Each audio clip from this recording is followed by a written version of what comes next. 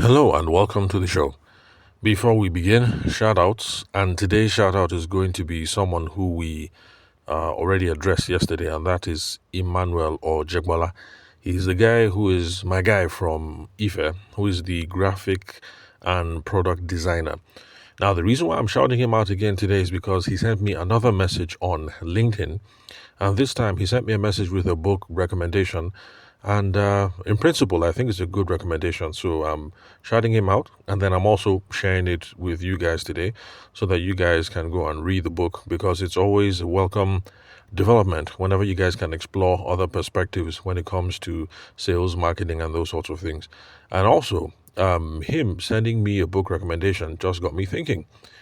This is the first time someone has sent me a book recommendation in the for almost 5 years, and over 1,020 something episodes that we've been running this podcast. So please, guys and girls listening to the show, don't feel shy. Whenever you come across a book that you think would be a good read, reach out. Let me know. If it's something I can get access to, I will. I'll read it and discuss some of the ideas here. Even if I don't read it, I'll do some research on it and then discuss some of the themes. But either way, if you think something is going to be a worthy read for people in the community, reach out and drop it here. Let me share with everybody else. So the book that Emmanuel Ojegbola is recommending is called Persuasion, The Art of Influencing People, and it is by James Borg. Borg is Borg. It's a book I've heard about before. And the reason why Emmanuel Ojegbola is recommending it to me, and I am also recommending it to you guys listening to the show, is because it explains how memory and body language can help to persuade people. Oh, by the way, that is not the official summary of the book. That is just Emmanuel Ojegbola's reason for recommending the book. So he says, read the book Persuasion, The Art of Influencing People by James Borg, because it explains how memory and body language helps to persuade people. So, if you can, please read the book for a different perspective about all the things that we talk about over here on the podcast, because the things that I say are not gospel. The whole point of me making this podcast is introduce you guys to new perspectives and a different way of seeing the world when it comes to business. So, I don't intend to be the only voice that is in your life. I'm just trying to broaden perspectives. So that's it. So thank you very much, Emmanuel Jegbala, for the book recommendation. If any of you listening to the show think that there's another book that it would do well if I read or other people read, then reach out, send it to me, let me let other people know. Now, before we continue with the topic that we've been on for the last week or so, oh yes, if this is your first time listening to the show, yes, we are. This one is quite a bit of a narrative because we've been discussing something, Sha, for the last 3-4 days. So after you're done listening to this podcast episode, skip back at least 1 week's worth so that you can catch up to the fuller context of the conversation. Oh, and by the way, if you'd love to connect with me, just like Emmanuel Ojegbala has, the phone number to reach me on is 080-6466-2140. The country code is +234 if you are not Nigerian. That's my WhatsApp number as well. Then I'm also available on socials. The name to look for is Tavishima Ayede on LinkedIn and also on YouTube. All right. Now, before I continue with our gist, a note of warning. When reading all these books about persuasion, now you guys listen up. Is it possible to actually persuade somebody to do something? Because a lot of these books that are being written by people, especially people who are not salespeople, is one thing I've noticed. Journalists, maybe communication specialists, marketing specialists, writing books about persuasion. But if you notice, those of us who are well versed in the art of sales, none of us write books about persuasion. And I think it's instructive, anyway, let me just put it that way, that those of us who are actually on the ground, who are actually doing the talking to people, we do not talk about persuasion. And that should give us cause for concern and should make us think, that is persuasion even possible? Yes, I guess persuasion is possible. But the truth of the matter is, when it comes to business, because remember, in different areas, politics, religion. There are ways that you can say things and hijack people's emotional compass and get them to do things that they otherwise would not normally do. But when it comes to business, you're trying to sell iPhone, you're trying to sell rice and beans, or you're trying to sell business consulting, or you're trying to sell a construction project, or you're trying to sell fruit juice, you're trying to sell football, badminton kit, whatever it is doubtful whether you can persuade someone to do something that they didn't intend to do already. In other words, if deep down somebody would never buy an iPhone, you can't really persuade the person to buy an iPhone. So, what the people who sell iPhones do, and what masterful salespeople do, is they look for people whose motivations aligns with ours. People who already have the pre-existing motivation, and then you just look for ways to make that connection and then close the sale. So in other words, if iPhone is all about being savvy, being stylish, being independent, being upwardly mobile, being rich and sophisticated, being whatever, then the people who sell iPhones are trying to look for people who have those pre-existing motives. People who already want to be rich and trendy and stylish and sophisticated and upwardly mobile and this and this and that and that. And then align those motives. And that is how we make money. So it's not as if you can take somebody who deep down is a Samsung person and get the person to buy iPhone. That's not possible. But to the extent that people who buy high-end Samsungs and Apples have similar motivations, okay, maybe that's possible. But look, the point that I'm trying to make is this. You have these non-salespeople, like journalists, for instance, writing books on persuasion. But a salesperson will tell you that, look, if somebody did not have the mind for the thing in the first place, you can't persuade the person. The best you can do is ask questions, explore the person's motives. If you figure out that the person's motives are close to yours, okay, there's room. You can make it happen. But it's questionable that you can take someone and persuade them to do something that they don't want to do. Now remember, I'm talking now only about the narrow world of business development and sales. When it comes to politics, when it comes to religion, when it comes to counterterrorism and blah, blah, blah, yes, there are skills that you can do and mind tricks and all kinds of things that you can take somebody like me now, for instance. I'm a Christian. Okay, well, I have some violent tendencies because I believe that if somebody's an idiot, it's your responsibility to beat the crap out of that person. That's what I believe.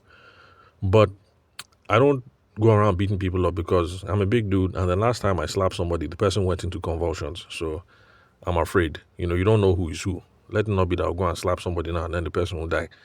And then before you know it, I'm in jail. So, yeah, I believe in a kind of whoop-ass. If somebody's being an idiot, I believe that, yeah, you should give the person a sweet kind of whoop-ass. So that's my own, those are my own personal motivations. So, yes, when it comes to religion and policies and things like that, you can take somebody like me and do something and, I don't know, wind me up and wind me down so I can become a pacifist. Or maybe wind me up and then I become a terrorist or something. So yes, in those dimensions, there are people who have that kind of specialty. Yes, those people exist. When it comes to business, just simple business. I'm trying to sell consultancy services. I'm trying to sell iPhone. I'm trying to sell bag of rice. If somebody does not like rice, you can't get that person to buy a bag of rice. If somebody thinks business consultants are frauds, you can't sell consultancy services to that person. If somebody thinks iPhone and Samsung is a waste of money, you can't sell Samsung and iPhone to that person. So have conversations with people, look for existing motivations, pre-existing motivations, and then try and see how you can align those motives, the person's motives, your own personal motives, and then you make a sale. So that is one thing. When you guys are reading all these books about persuasion, just be careful. Don't take this persuasion thing too far, Because some of you read these books, you feel all high, and then you're trying to close a deal that is unclosable. If the guy says, I don't like rice, then why are you still talking to him trying to sell him a bag of rice? Forget whatever it is that you read in these books, all these fancy tips and tricks. Then there's also some developments in business literature. Now, people now talk about persuasion. So there's persuasion, trying to get someone to do something. And then there's persuasion. The idea behind persuasion, I can't remember who wrote the book with that in the title, but people talk about it now. The idea behind persuasion is this now, that you're going to try and set up some factors, try and set up some context, try and set up some habits ahead of time, so that when you start talking to some people, the people now become amenable to persuasion. That whole thing of you try and set things up right, set it up with the right time, with the right context, make things the right way, or discuss some of these things in a certain order, and so it makes it easier to persuade people. So just to let you guys know anyway that as you're reading, there's also new literature. People are now talking about persuasion instead of persuasion. So persuasion, Persuasion, and then pre-situation, Pre hyphen Suasion. My own take for those of you who listen to the show is, please avoid all these Jedi mind tricks. Let's just stick to traditional selling and we'll be fine.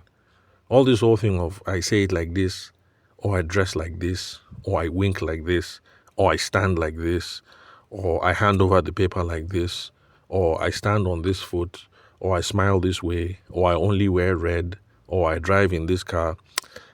I beg, all those things, it's not as if they don't work. They work, but it's an unnecessary mind suck. So just learn how to do traditional selling well. You will be fine. But still, Emmanuel Ojegbola, thank you very much for the recommendation. I'm going to have a look at the book. I recommend that you guys read the book as well. Just take my caveats on board. Now, today, we're going to continue with the whole conversation about how sales skills and not lack of finance is going to help you to expand and actualize your business. Now, the context is we've been talking about a lady who is based in Makurdi who attends Benue State University. I've called her Wonder Woman because I don't want to use her real name. Now, Wonder Woman in Makurdi is involved in catering and cuisine, and she wants to expand the menu that she offers and the orders. And then what she cites as not allowing her to move forward is a lack of finance. So yesterday we looked at how sales skills can help you secure grant financing, because my argument was that it's not a lack of finance that is the problem. It's a lack of sales skills. And if you have sales skills, you are going to be able to use that to cure your financing challenge. You'd be able to use the sales skills to go and chase grants. So yesterday's episode was to show you how you use sales skills to pursue your grants. Today, we are going to be looking at how sales skills are going to help you to... Sorry, I lost my train of thought. Sorry, wait, hold on. Let me get I think I wrote down the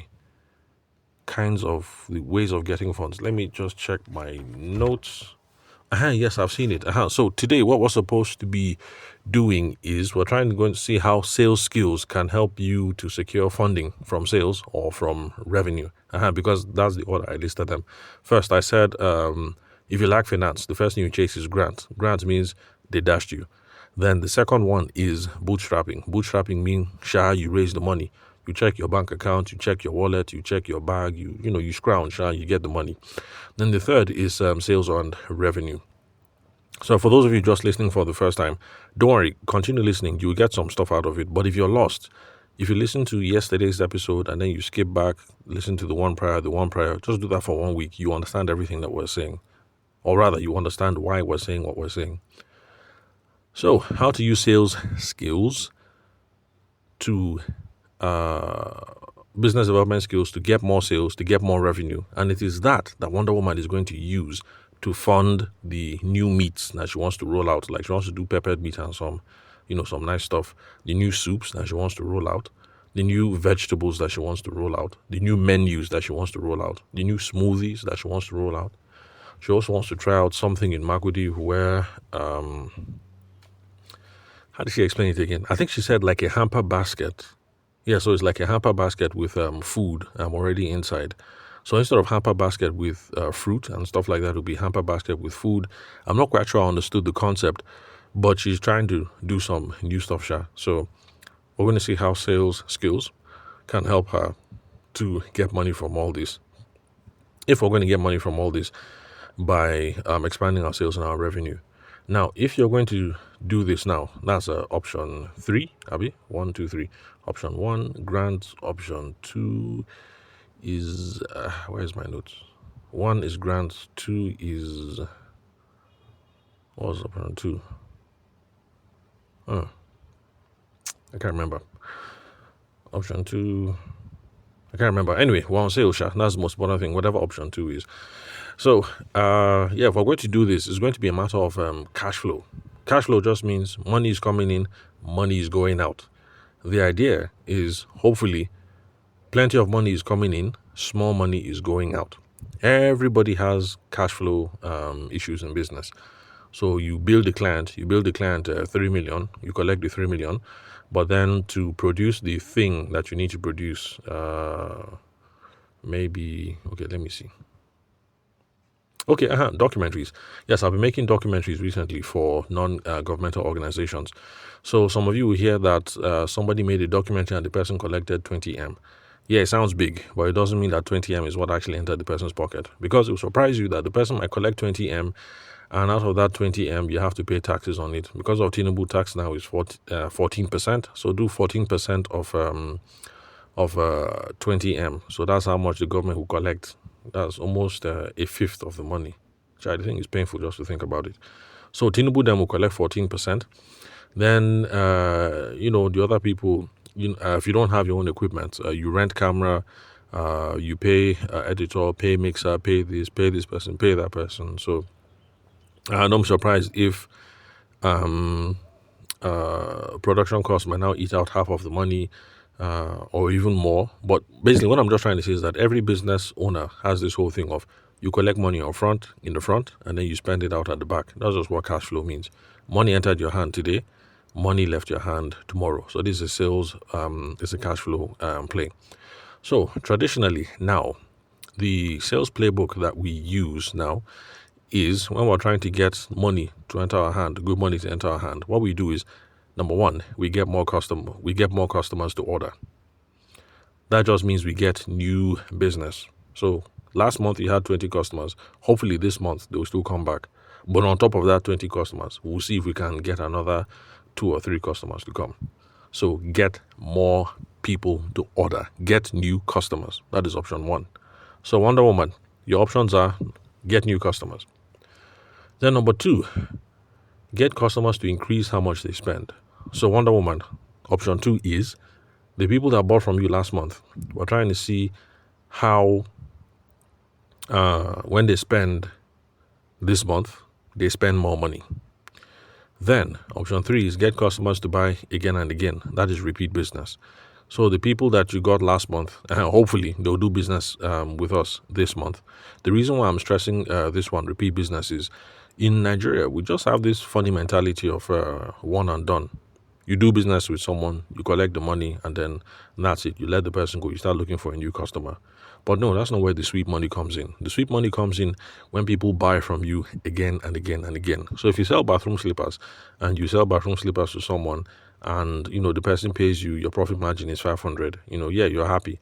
But the goal is not that the person bought bathroom slippers and you got 500 naira profit margin. The goal is to get someone to be able to come back again and again and again. So that if a person bought this month and then the slipper spoils in 2 months' time, the person comes back to you. So that if somebody ends up buying from you 3 or 4 times in a year, your profit margin will now be 2.5 on top one particular customer. So that's where the sweet money comes from. So it's not just that when somebody bought once, it's repeat business. Get the person to come back again and again and again. Then another lever for us to pull is to get people to bring their friends, their family members, and their associates. That is called referrals. So Wonder Woman, for your catering business, what we're going to be trying to do is we're going to try and get new customers. Our old customers, we're going to try and get them to buy from us again. When they buy from us again, we can try and get them to increase the amount of money that they spend. After we do that, we'll see how we can get them to bring their friends and their family members and their associates to come and buy from us. In fact, if they can bring their enemies to buy from us too, the better. So, how do we get new business? Unfortunately, people try and be very smart and sexy about this thing. But the thing is, how you get new business is just to sit down and ask yourself, okay, these customers that I have, these old customers, how did I get them in the first place? Whatever the answer is, go and do it again. That's how you get new customers. It's that simple. So for Wonder Woman, some of her customers are her classmates. So if you want to get new customers, it's very simple. Go out and do the same thing and you will get more revenue. Go and talk to more people in your department. So the people that did the business with you last year, there were people in your department. This year, go and talk to more people in your department. If you max out your department, move to another faculty. In fact, you can start thinking of faculties where traditionally people say they have money, like medicine, for instance. I don't know about now, but back in my day, people used to say it's only those who are rich kids who studied medicine. Like, you're either rich or you're either very smart. I don't know how true that is, but that's just what people used to say. And then people also used to say that law faculty, that's where all the big boys and the big girls are. Because anyway, it depends on campus to campus. Because there are some schools where they say law faculty, that's where all the Aluta people and all the activists are. So, it depends. So if you're in a school where people say medicine, that's where all the rich children are, and faculty of law, that's where all the big boys and the big girls are, then Wonder Woman, that's your next play. Max out your department and then start talking to people in medical department and then law faculty. And that's how you're going to get new business. So there are creative ways of getting new business, but please, stop thinking of new, sexy, 21st century, blah, blah, blah ways of getting business. Just sit down and think, these customers that I have, how did I get them? Go out and do the exact same thing again, and you will get new customers. So I'm not a fan of new. There's a time for new tactics, but we'll get to that later. So that's how you get new business. How did you get your old customers? Go out, do the same thing. So, Wonder Woman, go and talk to your faculty members again now that school is resuming.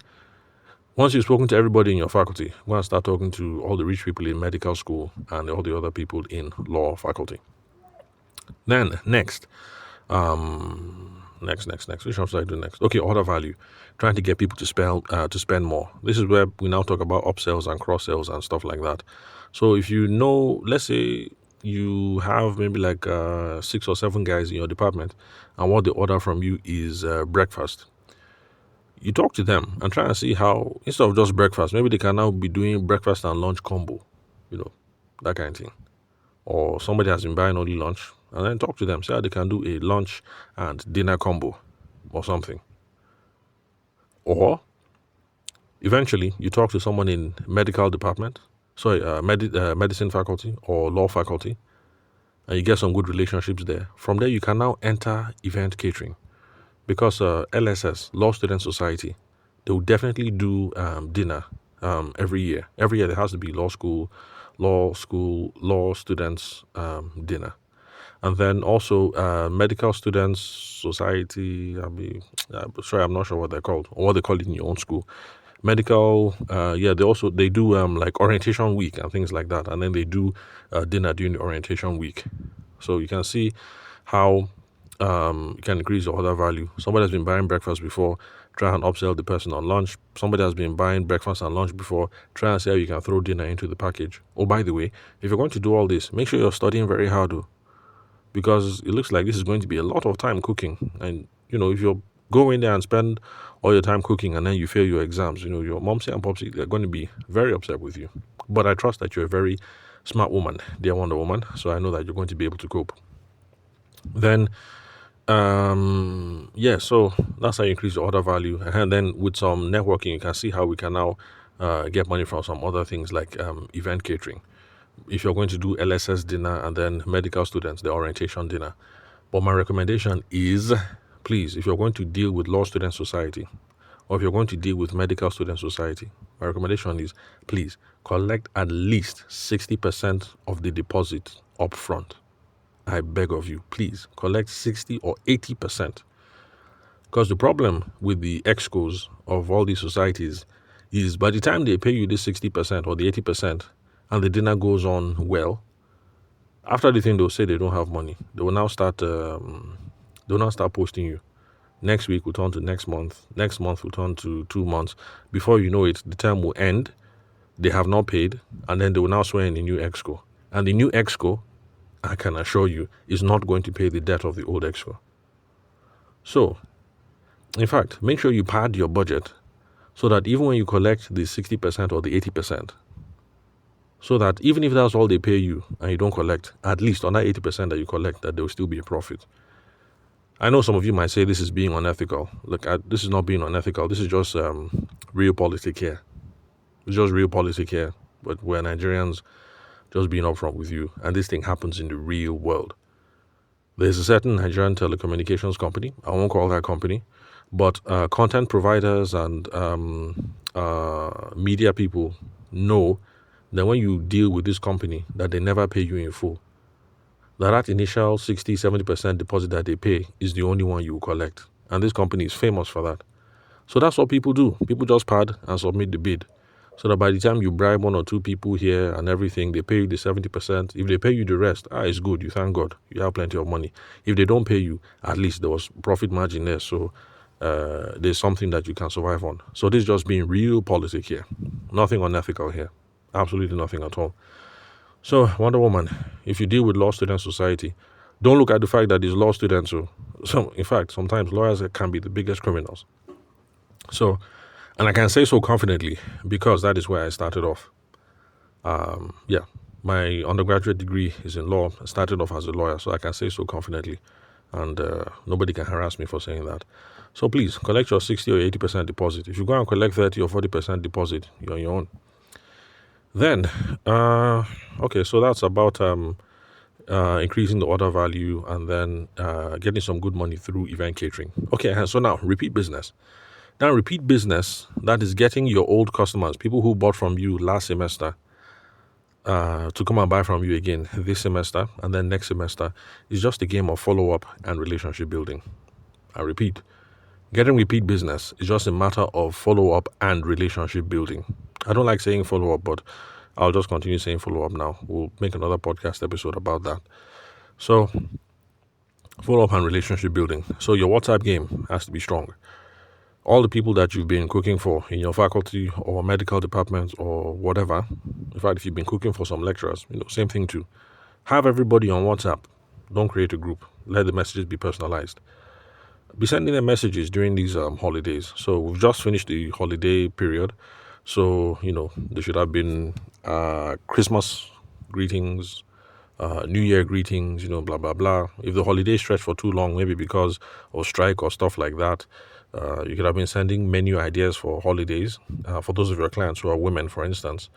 Then as you guys are about to resume school, I don't know when school is resuming anyway. As right now, this is January at the time of this recording. I don't know when school is resuming.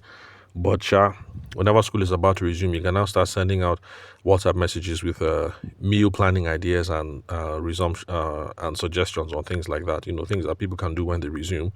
And then, of course, when you resume, you now pick up your phone and start calling up people one by one. Assume that you are going to continue with the same order. Just assume. If your assumption is wrong, the person will tell you that, no, I did it last semester because I could afford it. This semester, things are tight. Popsy didn't really give me much money. I'm not going to be able to afford it. But just assume you're continuing. Call the person up with the spirit of, we're going to continue. And you'll be surprised that some people will just continue. And if anybody's not going to continue, at least the person will tell you now. So no emotional heartbreak, that whole thing of you're waiting, will they, won't they, will they call me, won't they call me? So just call them up. Like, welcome back, blah, blah, blah. So, how was your holiday? How's the family? Blah, blah, blah. Ready for school. Okay, cool. So last year, your order was amala and egusi soup every Wednesday afternoon. So are we going to continue with that, or are we going to be making some changes this semester? Or last semester your order was pounded yam and gbegiri soup. So what changes are we going to be making to that this semester? Just assume that we're continuing and then carry on the conversation like that. So that's a good way of getting repeat business. Because if you do business with people in semester one and then throughout the holiday, no follow up, no relationship building, and then semester two, you just show up, you didn't call anybody, you didn't message anybody, you're just keeping quiet, you're hoping that they'll come and run and get you. I mean, look, let's be realistic. Let's be realistic here. You're not repeat business is good. It's not going to find you. You are the one who is going to have to follow up and chase that repeat business. So Wonder Woman and people who are in Wonder Woman situation, this repeat business game is a matter of follow up and relationship building. So your phone is not just for watching Netflix. Go and buy credit and go and put data on your phone. I'm try talking to some people and then they say, "Oh, my data was off. I'm missing data." Like, what do you mean you're missing data? We're supposed to be in business. I mean, what the hell are you guys thinking? I don't know. Sometimes it blows my mind. That's how one guy I know was a lawyer, and he's a lawyer actually based in Abuja. The guy said my WhatsApp is not working. The thing just blew my mind. Like, you are a lawyer. This was in 2023. You're a lawyer in 2023. WhatsApp, common WhatsApp you don't have. Okay, no problem. You die broke now. All right. So that was repeat business. Then referrals. So referrals. So the people that bought from us last year, we're trying to get them to buy from us this year.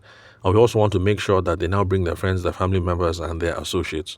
So if you were able to get 2 or 3 people to buy from you in medicine department or law faculty, the goal is that as these 3 people come back, okay, let's see, 3 people bought from you last semester in medical department.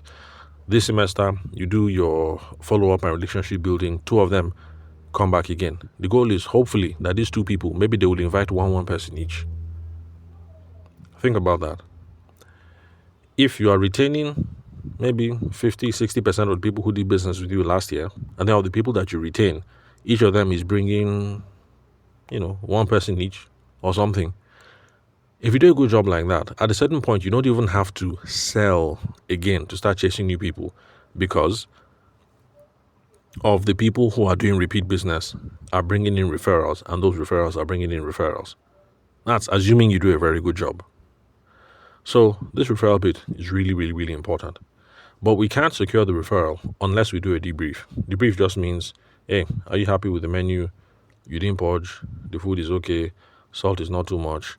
The delivery guy, when he got to you, the soup did not pour.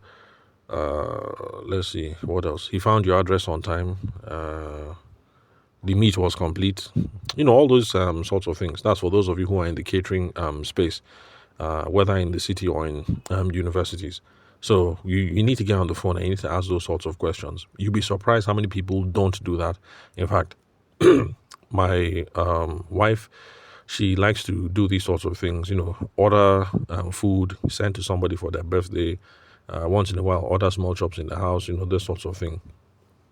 And since my wife and I have been married, I'm telling you now, it's almost like 15 years. There has been no caterer. And I repeat, capital N-O. Okay, well, only one.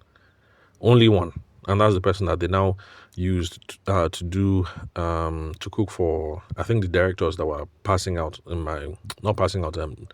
leaving the organization that my wife works for. So in close to 15 years, only one food vendor has ever called up my wife to say, did you guys enjoy your meal? Or sent a message to say, did the order get there on time? Think about it.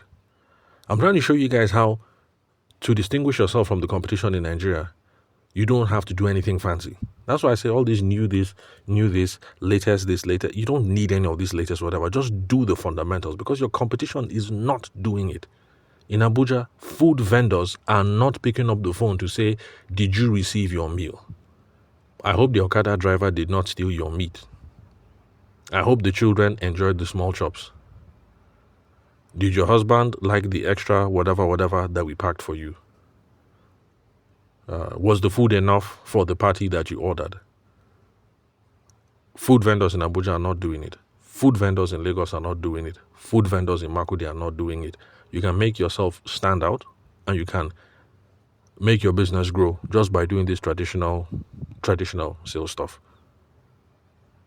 So, in my own opinion, it is when you have mastered all this traditional stuff, all this basic stuff that you should be doing, is when you have mastered it, is when you become a don in it, that you now start thinking, okay, what are the new, the latest, the trendy? What new social media tactic? What new this? What new that? What new this? What new that? Master the fundamentals and you'll be fine. Okay, so we've been going on for close to 40 minutes. Let me just bring it to a close. But basically, Wonder Woman, don't say lack of funds is the problem. Lack of funds is not the problem. Lack of sales skills is the problem. And this is how we're going to be able to get the funds so that you can have new meats, new soups, new vegetables, new menus, new smoothies, new every single thing. We can do that by getting new customers. Go and chase people in medical department. They say medicine, that's where the rich kids are. Go and chase people in law faculty. You get new customers. Then the people that bought from you last semester, try and make sure that they buy from you this semester. So do WhatsApp, follow-up, relationship building over the holidays into the new term so that they'll come and buy from you again. When they buy from you again, try and increase the average order value. If somebody was buying only 5 wraps of fufu for lunch every day, try and see how you can get the person to buy 6 wraps of fufu this semester.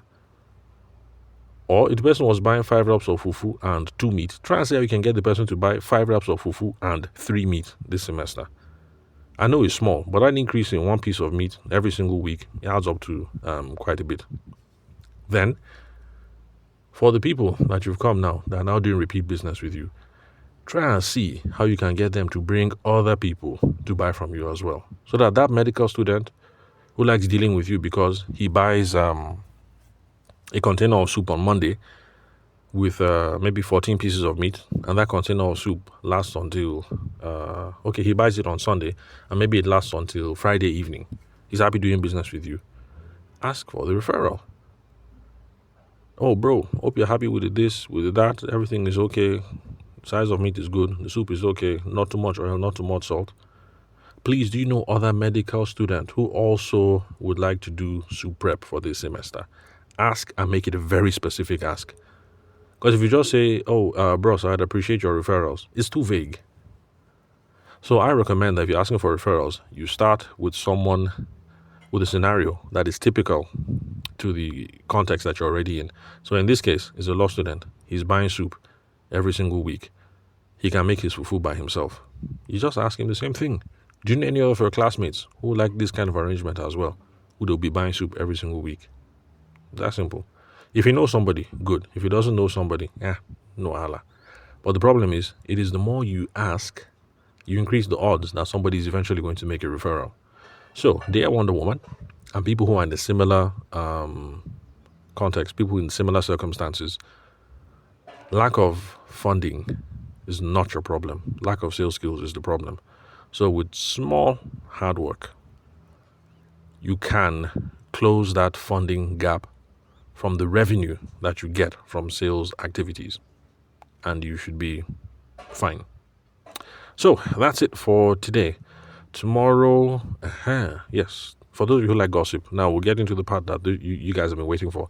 Tomorrow we're going to look at the equity option, because remember I said that Wonder Woman, that is this guy in the class who wants to finance the business, and I've told her that, look, this thing is a no-no, and I've been telling you guys over here on the podcast, females listening to this podcast, please do not enter into business with your boyfriend or not boyfriend or toaster or non-toaster or somebody who is liking you but not quite liking you, or he caught eye for you once in a while but don't do it. So tomorrow we're going to get into the equity option. Equity just means somebody's dropping money so that they can be your partner, whether it's 50-50 or 70-30, but they drop money. So tomorrow we're going to look at equity. We'll explore the boyfriend option, whether you must collect money from that toaster or your boyfriend, and the non-boyfriend option, what options are available. Now, even for those of you who are married, still listen to tomorrow's episode, because even though you have no drama in your life, when it comes to equity, it's all about the terms, the conditions on which you're going to get the equity. So you might not be able to relate because, you're happily married, and or you've chosen not to be married or whatever. But whether you have the boyfriend drama in your life or girlfriend drama in your life or not, it'll still be a good episode to listen to, so that we can start thinking critically about somebody's offering me equity. How much should I collect? and on what terms? What is the proper valuation for my business? Are these restrictions something that I can live with or live without? And anyway, let me just leave it at that. So we'll deal with all that tomorrow. So thank you very much for your time and attention. Remember, if you'd love to connect with me, the phone number is 080-6466-2140. Country code +234. For those of you who are not Nigerian, that's my WhatsApp number as well. Then connect with me on socials. I'm on LinkedIn. The name to look for is Tavishima Ayede. Same name on YouTube as well. Thank you very much for your time and attention. I'll catch you guys at the next episode.